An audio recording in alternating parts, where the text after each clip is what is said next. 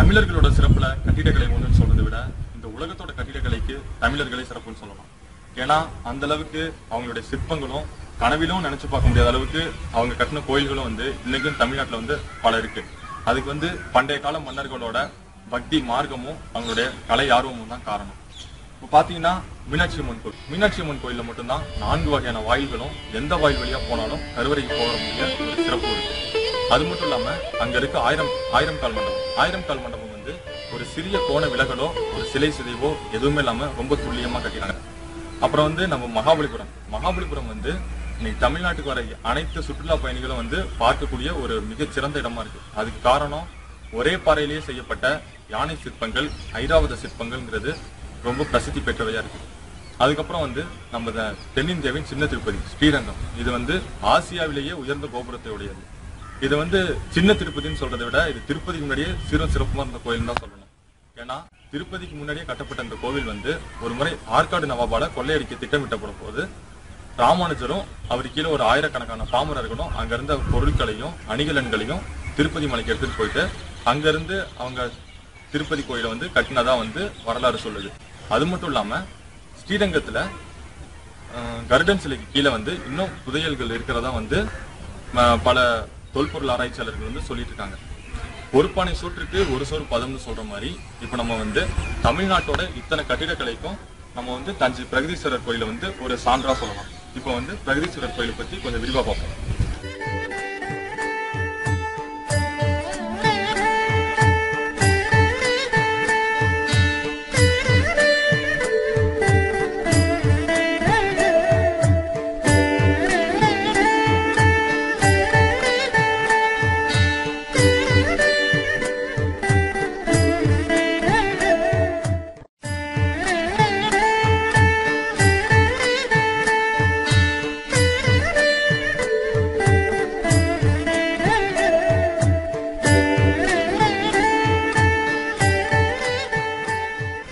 தஞ்சை பெரிய கோவில் கிபி 10ஆம் நூற்றாண்டு 1010ஆம் வருஷம் இந்த கோயில ராஜராஜ சோழன் என்கிற ஒரு மண் கட்டி முடிச்சிருக்காரு. இந்த கோவிலோட சிறப்பு என்னன்னு பாத்தீங்கன்னா உலகத்திலேயே கிரானைட் கல்லால கட்டப்பட்ட ஒரே கோவில் தஞ்சை பெரிய கோவில் மட்டும்தான். 50 கிலோமீட்டர் தொலைவில் இருக்க ஒரு குவாரியில இருந்து தான் இவங்க பாறைகள் இந்த சிற்பங்கள் செஞ்சிருக்காங்க. அது மட்டும் இல்லாம இந்த கோயிலோட இன்னொரு தனி சிறப்பு என்னன்னு பாத்தீங்கன்னா இந்த கோயிலோட விமானம் 81,248 கிலோ எடையுடைய ஒரு மிகப்பெரிய பாறையால செய்யப்பட்டிருக்கு. இந்த பாறையை எப்படி அந்த காலத்துல எந்த ஒரு தொழில்நுட்பமும் இல்லாம இவங்க மேல எடுத்துட்டு போய் வச்சாங்கன்னு சொல்லிட்டு இன்னும் விஞ்ஞானிகள் ஆராய்ச்சி பண்ணிட்டு இருக்காங்க. ஒரு தரப்புல என்ன சொல்றாங்கன்னா 6 டிகிரி கோணத்துல 1 மைல் தொலைவிலேயே இருந்து ஒரு மேடை அமைச்சு அது வழியா பெரிய யானைகள் மூலமா பாறையை ஏற்றிருக்கதா சொல்றாங்க.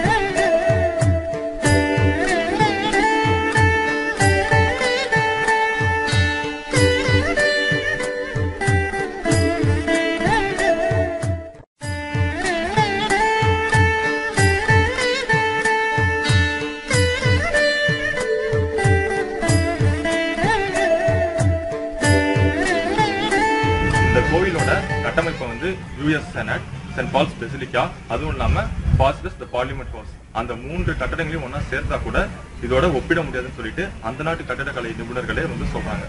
எப்பவுமே நமக்கு அருகில ஒரு பழங்கால நினைவு சின்னமோ ஒரு கோவில் இருக்கும் பொழுது அதோட சிறப்பு நமக்கு தெரியறது இல்லை. அதே மாதிரிதான் ஒரு பிழையால கட்டப்பட்ட ஒரு சாய்ந்த கோபுரத்தை நம்ம உலக அதிசயமா ஏத்துக்கிட்டோம். ஆனா திட்டமிட்டு துல்லியமா கட்டப்பட்ட நம்ம தஞ்சை பெரிய கோவில் இன்னும் நம்மள நிறைய பேர் சரியான ஒரு அங்கீகாரம் கொடுக்கல. தஞ்சை பெரிய கோயிலை பத்தி சொல்லணும்னா கண்டிப்பா அதை கட்டின ராஜராஜ சோழனை பத்தி நம்ம கண்டிப்பா சொல்லி ஆகணும். அவர் தென்னிந்தியாவிலே ஒரு மிகச்சிறந்த அரசரா இருந்தாருங்க சொல்றதை விட அவர் கலையார்வத்துல ஒரு சிறந்தவரா இருந்தாருன்னு தான் சொல்லணும். அதனாலதான் ஒரு போர்ல பெற்ற வெற்றியை விட இப்போ இன்னும் ஒரு கலையார்வத்தால கட்டப்பட்ட அந்த கோயிலை பத்தி நம்ம பேசிட்டு இருக்கோம். அந்த காலத்துல மன்னர்கள் நம்ம போர்ல வந்து பல்லாயிரக்கணக்கான உயிர்களை கொல்றதுனால அந்த கர்மவினை அடுத்த பிறவில தொடருமோ அப்படிங்கிற அந்த பயத்தினால தான் வந்து ஒரு பக்தி மூலமா வந்து ஒரு கோயில் கட்டிட்டு இருக்காங்க. அந்த பின்னணியில தான் வந்து இந்த கோயிலும் கட்டியிருக்காங்க. அங்க ராஜராஜ சோழன் வந்து இவ்வளவு சிரமப்பட்டு கட்டினாலும் அவரோட சிலையை வந்து இன்னும் வந்து கோயிலுக்குள்ள வைக்கிறதுக்கு வந்து மத்திய அரசாங்கம் அனுமதி தரல. அதுக்கு என்ன காரணம்னு வந்து தமிழ் ஆர்வலர்கள் என்ன சொல்றாங்கன்னா, ராஜராஜ சோழனோட சிலையை உள்ள வைக்கும் போது அதை பார்க்க வர பல சுற்றுலா பயணிகள் வந்து தமிழர்களோட வீரங்களையும் மரபுகளையும் தெரிஞ்சுக்கிறதுக்கு வாய்ப்பு இருக்கு. அதனால ராஜராஜ சோழனோட சிலையை வந்து உள்ள வைக்க இன்னும் அனுமதி தரல. இது வந்து தமிழர்களுக்கு உண்டான ஒரு பின்னடைவுன்னு தான் சொல்லணும். இதுதான் வந்து ராஜராஜ சோழனுடைய சமாதி. இந்த சமாதி பாத்தீங்கன்னா தமிழக அரசு இன்னும் அதை பராமரிக்க கூட இதுக்கு முன் வரல. இதை வந்து ஒரு ஏழை விவசாயி அவரோட நிலத்துல அவரே பராமரிச்சிட்டு இருக்காரு. தமிழர்களும் பல கண்டுபிடிப்புகளை கண்டுபிடித்துள்ளனர். ஃப்ராடிக் சாடிக் என்பவர் வேதியியல் ஆராய்ச்சியாளர். அணுவை பற்றி ஆராய்ச்சி செய்து 1921 நோபல் பரிசு பெற்றவர். இவர் எழுதிய இன்டர்பிரேஷன் ஆஃப் ரேடியம் என்ற புத்தகத்தில் இந்திய மக்களின் முன்னோடிகளான தமிழர்கள் அணுவையும் அணு சக்தியையும் பயன்படுத்தியுள்ளனர் என குறிப்பிட்டுள்ளார். அடுத்ததாக வால்டர் ரேமண்ட் ட்ரேக் என்பவர் பிரிட்டிஷ் ஆத்தர். மனித அறிவியலில் முதலில் இந்தியாவில் துவங்கப்பட்டது என சொல்லியிருக்கிறார். நாம் தற்போது பெருமையாக பேசிக் கொண்டிருக்கும் Magi of Babylon and philosophy of Greece இதற்கெல்லாம் முன்னோடியாக இந்தியர்கள் இருந்திருக்கிறார்கள் என குறிப்பிட்டுள்ளார். அடுத்ததாக இந்தியாஸ் த்ரோஸ் தி ஏஜஸ், இதை எழுதியவர் ஜி குப்புராம் என்ன சொல்லியிருக்காருன்னா, ரிக்வேதாவை பற்றி சொல்லியிருக்கார். ரிக்வேதானா மனிதனின் முதல் படைப்பு. அதாவது ஜயலன்றது காற்றிலும் நீரிலும் இயங்கும் ஒரு பறக்கும் இயந்திரம். வாயுரதா காற்றில் உள்ள சக்தியை பயன்படுத்தி இயங்கும் இயந்திரம். அதுபோல கராரா ட்ரிச்சகா வித்யுத் ரதா. ஒரு அணுவை கண்டுபிடிக்கிறதுக்கு நமக்கு 19 நூற்றாண்டுகள் ஆனது. ஆனால் நமது முன்னோர்கள் அணுவின் அளவை துல்லியமாக அப்பவே கண்டறிச்சிக்கிறாங்க. அணுவின் அளவு 1/16,55,80,800. அணுவை விட சிறிய அளவுகளும் துல்லியமாக கணக்கிட்டு இருக்காங்க. அதாவது கதிர்முனை, வெள்ளம், நன்மணல், தேர்த்துகள்.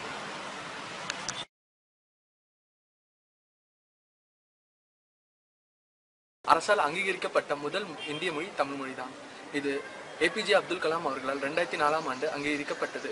இது மட்டும் இல்லாமல் தமிழ் மொழி இன்னொரு சிறப்பு என்னன்னா, மைக்ரோசாஃப்ட் விண்டோஸில் முதல் வந்த இந்திய மொழி தமிழ் மொழி தான். அது மொத்தம் தமிழ் மொழியில் 22 பிரிவுகள் இருக்கு. ஐயர், ஆதி திராவிட, கொரவர், கொரச்சி, கொங்கு, மதுரை தமிழ், திருநெல்வேலி தமிழ், மദ്രാஸ் தமிழ், பர்மா தமிழ், இலங்கை தமிழ், தென்னாப்பிரிக்கா தமிழ், அரவ, பொற்குண்டி, கசுவ, பாசிக்கலி, பட்டுபஸ்தா, திகுலா, ஹரிசான், சங்கீதி, அப்பர் போன்ற பிரிவுகள் இருக்கு. போப் அவர்கள் நம்ம தமிழ் திருக்குறளை ஆங்கிலத்தில் மொழிபெயர்த்தர் அவர் தான். அவர் என்ன சொல்லியிருக்காருன்னா, குறள் is integral painting of civilisation which has harmonious in itself and which possesses a clearly purely recognized unity அப்படின்னு அவர் சொல்லியிருக்கார். அது மட்டும் இல்லாமல் நம்மளோட தேசிய தலைவர் மகாத்மா காந்தி அவர்கள் என்ன சொல்லியிருக்காருன்னா, I wanted to learn Tamil only to study Thirukkural in its mother tongue itself. It is a treasure of wisdom அப்படின்னு அவரும் சொல்லியிருக்கார். நம்ம ஆங்கில மொழியை பார்த்தீங்கன்னா பிற நாட்டு மக்கள் கிட்ட பேச பயன்படுத்துறோம். ஹிந்தி மொழியை பார்த்தீங்கன்னா இந்திய நாட்டு மக்கள் கிட்ட பேச பயன்படுத்துறோம். நம்ம ஏன் பொதுவாக ஆங்கில மொழியை பயன்படுத்தலாமே, ஏன் தமிழ் மக்கள் கிட்ட ஹிந்தி மொழியும் கத்துக்கணும்னு சொல்லிட்டு திணிக்கிறீங்க? அதுக்கு அண்ணாதுரையர்கள் அழகான ஒரு எடுத்துக்காட்டு மூலம் சொல்லியிருக்காரு.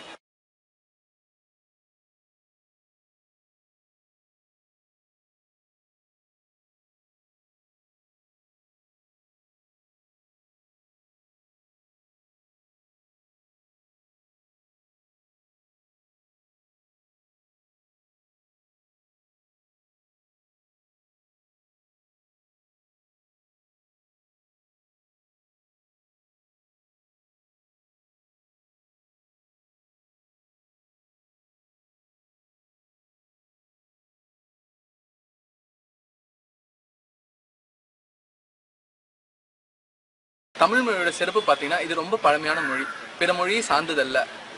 இது ஒரு அறிஞர் என்னன்னு சொல்லியிருக்காருன்னா, Indian history without Tamil is like building without window.